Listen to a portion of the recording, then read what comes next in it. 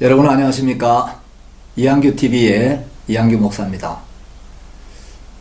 세간에 박옥수 목사님을 이단이라고 음해하는 사람들이 들어 있습니다. 근데 이 사람들의 공통점은 한 사람도 박옥수 목사님을 직접 만나본 적이 없는 사람들이라는 겁니다. 박옥수 목사님 한번 만나보지도 않고 박옥수 목사님을 이단이다, 구원파다 이렇게 음해하고 비방하는 사람들 중에 대표적인 사람이 정동섭 씨입니다. 정동섭 씨는 박옥수 목사님을 비난하면서 박옥수 목사님이 죄사함을 받으면 모든 죄가 용서되어서 회개할 필요가 없으며 회개하는 자는 구원받지 못한 자라고 가르친다. 그래서 이단이다. 이렇게 음해를 일삼아 왔습니다.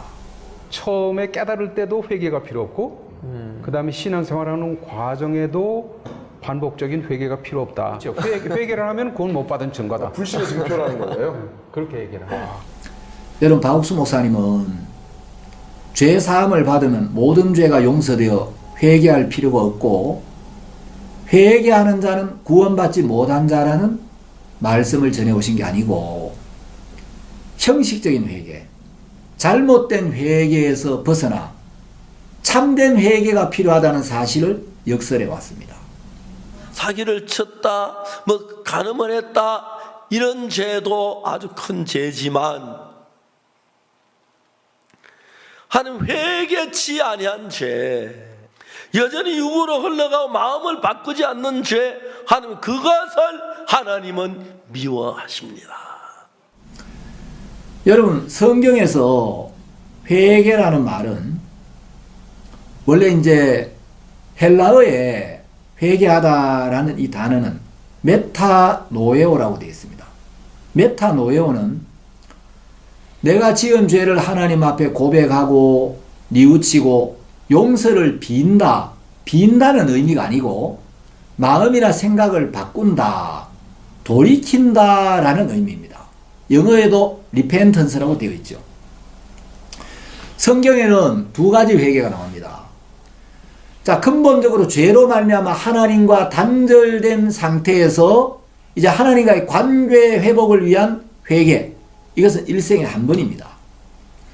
그리고 우리가 이제 죄 사함을 받고 구원을 받았지만 또 사탄에게 속아서 우리가 육으로 흘러가고 교만해지고 또 죄를 짓고 악을 행할 때도 있는데 그때 성령께서 우리를 권고하시고 성령께서 우리를 회개하도록 인도해 주셔서 성령의 권고를 받고 우리가 마음을 돌이키는 이 회개는 하나님과의 사귐을 위한 회개입니다. 그래서 우리가 육신의 생각을 버리고 하나님께로 돌이켜서 다시 하나님과 마음을 같이 하고 하나님의 인도를 받으면서 우리 삶 속에 어둠이나 거리낌이 없이 하나님과의 밝은 사귐 속에 들어가게 하는 이 회개가 있는데 인터넷 홈페이지나 일간 신문이나 여러 책자들을 통해서 전도지를 통해서 두 가지 회개가 있다는 사실을 분명히 이야기해 왔습니다.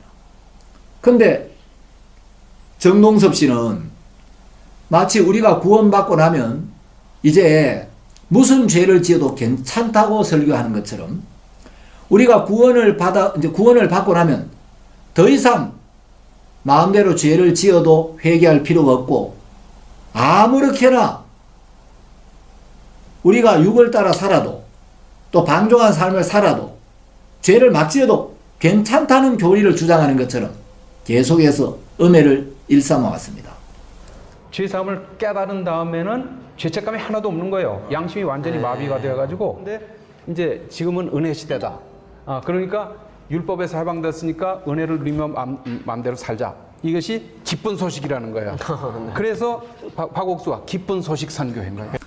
박옥수 목사는 죄에 대한 불감증을 갖게 하는 분이 아니고 정말 사람들이 죄인된 자기 모습도 잘 모르고 또 죄에 대한 두려움이나 죄로 인한 고통도 별로 없이 죄에 대하여 무감각하게 살아가는 사람들에게 이 죄의 위험성과 죄의 심각성을 끊임없이 경고해 왔습니다.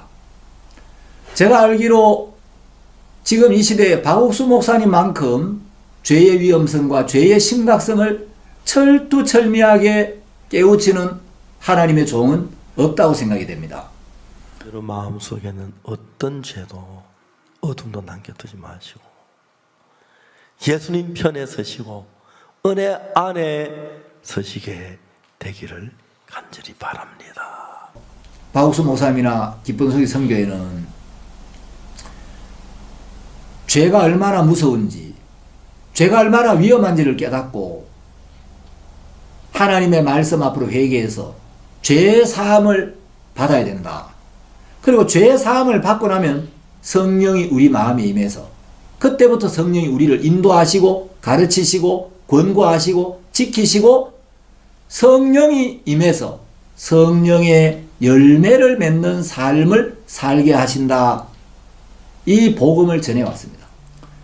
정말 내가 멸망받을 수밖에 없는 죄인임을 깨닫고 죄 사함을 받으면 마음대로 죄를 짓는 삶을 사는 게 아니고 정말 그 나를 구원하신 내 죄를 사해 주신 예수님의 은혜가 너무 감사하고 너무 고마워서 예수님을 따르고 예수님을 섬기는 삶을 살게 되는 건 자연스러운 일이라는 거죠. 여러분 속지 마십시오.